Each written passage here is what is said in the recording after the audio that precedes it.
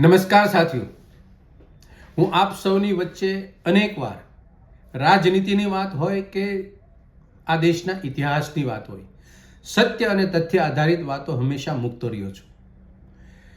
આજે જે વાત હું કરવા જઈ રહ્યો છું એ હું આપ સૌને વિનંતી કરું કે આ વાત મારી ખૂબ ગંભીર અને આપના સૌના માટે હું માનું છું કે કંઈક નવી હશે. જાણવી અને સમજવી આપ સૌ માટે એક ભારતવાસી તરીકે પણ ખૂબ જરૂરી છે. એટલે અંત સુધી સાંભળવા મારી વ્યક્તિગત વિનંતી છે. થોડા દિવસ પહેલા પ્રધાનમંત્રીએ ટ્વીટ કર્યું કે હું હેરાન થઈ ગયો કે ભારતની તત્કાલીન કોંગ્રેસની સરકાર 1974ની અંદર શ્રીલંકાને કાચા થીવુ નામની એક મિલકત એટલે કે એક ટાપુની પ્રોપર્ટી એ શ્રીલંકાને ધરી દીધી. આ વાતને લઈ મને પણ એમ થયું કે હું ઇતિહાસ ફંફોડું અને સત્ય જાણવા માટે હું પ્રયત્ન કરું. મારા દેશના પ્રધાનમંત્રી જ્યારે કોઈ ટ્વીટ કરે છે અને એ પણ વર્તમાન પ્રધાનમંત્રી, ત્યારે આપણા સૌના માટે સમજવું અને જાણવું ખૂબ જરૂરી છે. એની વાસ્તવિકતા પણ મેળવવી બહુ જરૂરી છે. નહીં માત્ર એક જાહેર જીવનની વ્યક્તિ તરીકે પણ એક દેશના નાગરિક તરીકે મેં આ ઇતિહાસને ફંફોડ્યો. ખૂબ મેં મહેનત કરી છે.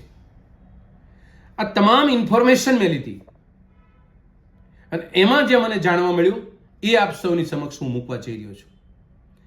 1947માં દેશ ભારત આપણો આઝાદ થયો ત્યારે આપણા દેશની કુલ ભૂમિ એટલે કે ક્ષેત્રફળ 29,27,613 ચોરસ કિલોમીટર હતી અને આજે 2024 છે 32,80,633 ચોરસ કિલોમીટર જમીન એટલે કે આપણી ભૂભાગ આટલો ક્ષેત્રફળનો આપણી પાસે છે.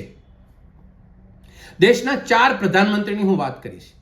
પહેલા પ્રધાનમંત્રી પંડિત જવાહરલાલ નહેરુ, એ જ્યારે દેશનું સુકાન સંભાળે છે ત્યારે આપણા દેશની આઝાદ દેશ તરીકે એમાંથી અનેક વિસ્તારો ત્યારે આઝાદ નહોતા, આપણી સાથે નહોતા. એ પૈકી જમ્મુ ને કાશ્મીર, જુનાગઢ, હૈદરાબાદ, ત્રાણકોટ, દાદરા અને નગર હવેલી, પોંડિચેરી, દમણ અને ગોવા, આ વિસ્તારો એ ભારતનો હિસ્સો નહોતા. પંડિત જવાહરલાલ નહેરુની સૂઝ, એની મુત્સદ્દીગીરી, એની રાજકીય પકડ, એની કાર્ય પદ્ધતિની અને એમની પાસે વહીવટી જ્ઞાન સૂઝ, એના કારણે એને લઈને એને આ તમામ વિસ્તાર વારાફરતી સમય પાબંદીને લઈ એક એક કરી અને ભારતનો હિસ્સો બનાવ્યા.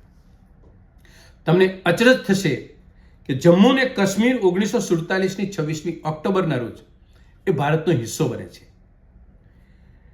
જુનાગઢ અને હૈદરાબાદ 1948ની અંદર ભારતનો હિસ્સો બને છે. ત્રાવણકોર 1949માં, જે ત્રાવણકોરના રાજા ક્યારેય ભારતનો હિસ્સો બનવા તૈયાર નહોતા, એને પાકિસ્તાનની સમર્થન કર્યું હતું અને એવા સમયે જેવું પાકિસ્તાનનું સમર્થન કર્યું ત્યારે જે અત્યારની ભારતીય જનતા પાર્ટી છે એના આરાધ્ય સાવરકરે એને શુભેચ્છા સંદેશો પાઠવ્યો કે ખૂબ સારી વાત કરી, તમે ભારતમાં નથી ભળતા. આ એની માનસિકતાના ધરોહરથી નિપજ આજની સત્તા છે. દાદરા નગર હવેલી અને દીવ એ પોર્ટુગીઝની પાસે હતું, જે એકચ્યુઅલ પણ એ ભારતનો હિસ્સો ભૂતકાળમાં પણ નહોતો, આઝાદી કાળ પહેલા પણ નહોતો અને પછી પણ નહોતો. એવી જ રીતે દમણ, ગોવા અને પોંડિચેરી એ પણ કોઈ ભારતના હિસ્સા આઝાદી પહેલા પણ નહોતો. પોંડિચેરી એ ફ્રાન્સ લોકોનો કબજો હતો. દમણ, ગોવા અને દાદરા નગર હવેલી એ પોર્ટુગીઝ લોકો, ખાસ કરીને ભારતીય જનતા પાર્ટીના આગેવાનો, ચૂંટણી સભા હોય કે કોઈ પણ ચર્ચાનો વિષય હોય ત્યારે પંડિત જવાહરલાલ નહેરુને ટાર્ગેટ કરીને કહે છે કે 1947માં દેશ આઝાદ થયો તો પંડિત જવાહરલાલ નહેરુ 1961-62 સુધી આ ગોવા, દીવ, દમણ ને પોંડિચેરી ને દાદરા નગર હવેલી કેમ 1961 અને 62માં એની સાથે ભેળવી શક્યા? કેમ પહેલાં ન ભેળવી શક્યા? આની વાસ્તવિકતા એ છે કે આ તમામ રાજ્યો જે છે, આ દેશો હતા, એ કોઈ ફિરંગીઓના કબજામાં હતા, કોઈ પોર્ટુગીઝના કબજામાં હતા. એની સાથે કામ કરવા માટે યુદ્ધ એ વિકલ્પ બનાવી શકાય એમ નહોતો. કારણ કે યુદ્ધની રસ્તે જો કામ કરીએ તો આ તમામ લોકો યુનાઇટેડ નેશન્સમાં એનો કેસ મૂકે અને એ વાત ખૂબ લાંબી બનતી. પંડિત જવાહરલાલ નહેરુએ એને લોકલ પ્રેશર, સ્થાનિક પ્રેશર, એની કૂટનીતિ, એની ડિપ્લોમેસી અને કઈ ને કઈ રીતે રાજકીય વહીવટની સૂઝને લઈ ધીરે ધીરે એના કબજામાંથી, પોર્ટુગીઝોના કબજામાંથી અને ફિરંગીઓના કબજામાંથી આ તમામ વિસ્તાર એને બહાર કાઢ્યો. ક્રમ પ્રમાણે તમને કહું, હૈદરાબાદ અને જુનાગઢ 1948માં એમને કબજે લીધો, દાદરા નગર હવેલી 1954માં, પોંડુચેરી છે એ 1962માં અને દમણ અને ગોવા છે 1961ની અંદર ભારતનો એને હિસ્સો બનાવ્યો. કુલ મળીને પંડિત જવાહરલાલ નહેરુએ આઝાદી સમયે ભારતનો જે કુલ હિસ્સો હતો એમાં 3,37,444 ચોરસ કિલોમીટરનો હિસ્સો એને વધાર્યો અને આ તમામ એ ભારતનો હિસ્સો બનાવ્યા. એની સામે 1962ની અંદર ચીન સાથે અક્ષાય ચીન ભારતે ગુમાવ્યું. એ પણ ઇતિહાસ આપણી સૌની સામે છે. બીજા વડાપ્રધાન ઇન્દિરા ગાંધી પ્રધાનમંત્રી બને છે અને સિક્કિમ એ આપણા કબજામાં નહોતું, સિયાચીન પણ આપણા કબજામાં નહોતું.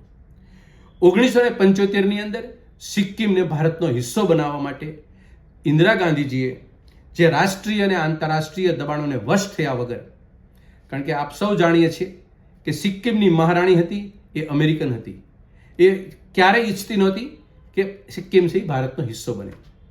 આમ છતાં પણ ઇન્દિરા ગાંધીજીએ જે રીતે ડિપ્લોમેટિક અને જે રીતે કૂટનીતિનો ઉપયોગ કરી અને ભારતનો હિસ્સો સિક્કિમને બનાવ્યું અને 7,096 ચોરસ કિલોમીટરનો હિસ્સો ભારતની અંદર ભેળવ્યો.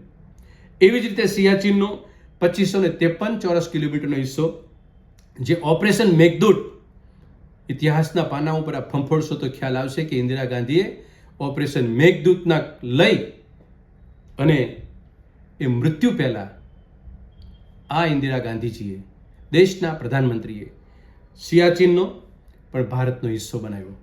આમ આ દેશમાં મેં વડાપ્રધાનની વાત કરી, એ આઝાદ સમયે જે હિસ્સો હતો એમાં અનેક ગણો વધાર્યો.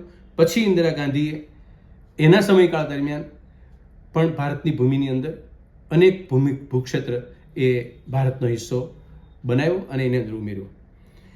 હવે વાત અહીંયા આગળ જે પ્રધાનમંત્રીએ ટ્વીટ કરી કે 1974ની અંદર ભારતે, તત્કાલીન કોંગ્રેસની સરકારે શ્રીલંકાને કાચાથિયુ નામનું ટાપુ એને આપી દીધો અને એમના પ્રધાનમંત્રીને અચરજ લાગ્યું. મુદ્દો આપણો ઓરિજિનલ આ છે કે પ્રધાનમંત્રીએ કેટલો અભ્યાસ કર્યો છે. 1961ની અંદર ખરેખર આ જે ટાપુ હતો એ શ્રીલંકા સાથે ભારતની એક સમજોતા કરારમાં એ એમનો હિસ્સો છે જ, એ આપણો હિસ્સો હતો જ નહીં, આપણો માત્ર દાવો હતો. એ દાવાને લઈ વર્ષો ગયા પછી 1974ની અંદર ઇન્દિરા ગાંધીએ આ વાત એમને છૂટી મૂકી, દાવો આપણો જતો કર્યો. ભારતનો હિસ્સો ત્યારે નહોતો અને ભારતનો હિસ્સો 1921માં પણ નહોતો. એટલે ભારતનો એક પણ ટુકડો પંડિત નહેરુએ કે ઇન્દિરા ગાંધીએ ભારતમાંથી છૂટો પાડી અને કોઈ દેશના કબજામાં ગયો એવી પરિસ્થિતિ નથી બની. આ વાત વાસ્તવિકતા છે.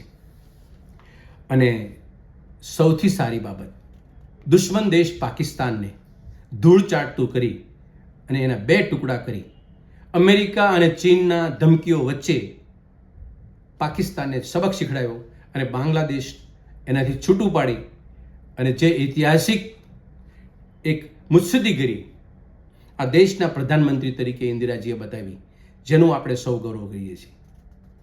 ભારતીય જનતા પાર્ટીની સરકારના 2 પ્રધાનમંત્રી, એક અટલ બિહારી વાજપેયી અને બીજા વર્તમાન પ્રધાનમંત્રી નરેન્દ્ર મોદી. આ બંને પ્રધાનમંત્રી એ આ દેશની ભૂમિ કેટલી ઓછી કરી એની હવે વાત કરું. અટલ બિહારી વાજપેયી 1999ની અંદર પ્રધાનમંત્રી પદે હતા ત્યારે કારગિલ પાકિસ્તાન સાથે યુદ્ધ થયું, જેને આપણે કારગિલ યુદ્ધ તરીકે ઓળખીએ છીએ. આ કારગિલ ભૂમિનો એક હિસ્સો જે મિલિટરીની અંદર સીમા ઉપર .5353 5353 નામથી ઓળખાય છે, એની ટોટલ 10 કિલોમીટરની જગ્યા, ચોરસ કિલોમીટરની જગ્યા એ આજ પાકિસ્તાનના કબજામાં જતી રહી યુદ્ધ પછી. અને આ યુદ્ધનું પરિણામ આપણે સૌ જાણીએ છીએ. નરેન્દ્ર મોદી એ પછીના વડાપ્રધાન અને વર્તમાન વડાપ્રધાન. લદ્દાખ અને ગલવાન ઘાટી ઇતિહાસની અંદર આપણે ક્યારેય પણ ભૂલી ન શકીએ.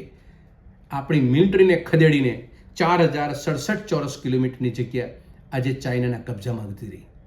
અને પ્રધાનમંત્રી વારંવાર બોલે છે કોઈ ઘૂસ્યું નથી ને કોઈ આવ્યું નથી ને કોઈ હિસ્સો ગયો નથી, પણ વાસ્તવિકતા આ છે કે જે સોનમ વાંગચુક નામની વ્યક્તિ જે એક સમયે પ્રધાનમંત્રીના સમર્થક હતા, આજે જેના માટે લડી રહ્યા છે લદ્દાખ અને ઉપર નોર્થ સાઇડના સીમા સરહદ ઉપર, આજે એ પણ આ મુદ્દાને લઈને લડે છે અને આપણી ભૂમિ ઓછી કરી પ્રધાનમંત્રી નરેન્દ્ર મોદીએ. અને બીજું, અરુણાચલ પ્રદેશનો કબજો આજે પણ મોટા ભાગનો હિસ્સા ઉપર કંઈ ને કઈ રીતે ચીનની ઘૂસણખોરી આજે બની રહી છે અને આજની તારીખે એના કાર્યો ચાલે છે. સરવાળે મારે આ વાત અખંડ ભારતના સપના અને અખંડ ભારતની વાતો કરતી ભારતીય જનતા પાર્ટીના શિરમોર નેતાઓ ભારતને કઈ રીતે અને ભારતની જનતાને કઈ રીતે મૂર્ખ બનાવે છે અને ખોટી માહિતી પીરસે છે એને લઈને આ મારી વિડીયો હતી. ભારતના લોકોને ઐતિહાસિક બાબતની અંદર વારંવાર ભ્રમિત કરવાનું કામ સતત ને સતત ભાજપાની કોઈ પણ પ્લેટફોર્મ ઉપરથી કોઈ પણ આગેવાન કરતા રહ્યા છે. આ ઇતિહાસ છે, એને તરડવા મળવા કરતાં એને વાસ્તવિકતાના રૂપમાં મૂકી અને દેશની જનતાને ગર્વ થાય એવો ઇતિહાસ છે અને પોતાની એક રસ્તાની નાની લીટી ઊંચી કરવા માટે ખોટી રીતે દેશની લોકોની સામે રજૂ કરે છે, એ અમે ખંડન કરીએ છીએ. બીજી બાબત એ કે વારંવાર એ ભાષણો કરે છે કે દેશની ભૂમિ ઘટી રહી છે અને કોંગ્રેસની સરકારે અને તત્કાલીન કોંગ્રેસની સરકારના આગેવાનોએ ભારતની ભૂમિને ઓછી કરી છે. આ તમામ બાબતને લઈ મેં આ તથ્ય અને સત્ય આધારિત ઐતિહાસિક તથ્યો આધારિત મેં આ વાત મૂકી છે. હું આશા રાખું કે આ વાતને સત્ય સમજવા માટે પણ ઇતિહાસમાં ઘણી બધી માહિતીઓ વધુ પણ પડી છે, પરંતુ પ્રધાનમંત્રીને ન શોભે એવી વાત પ્રધાનમંત્રીએ કરી છે એનું ખેદ વ્યક્ત કરું છું અને જૂઠનો હું પર્દાફાશ કરું છું. આભાર.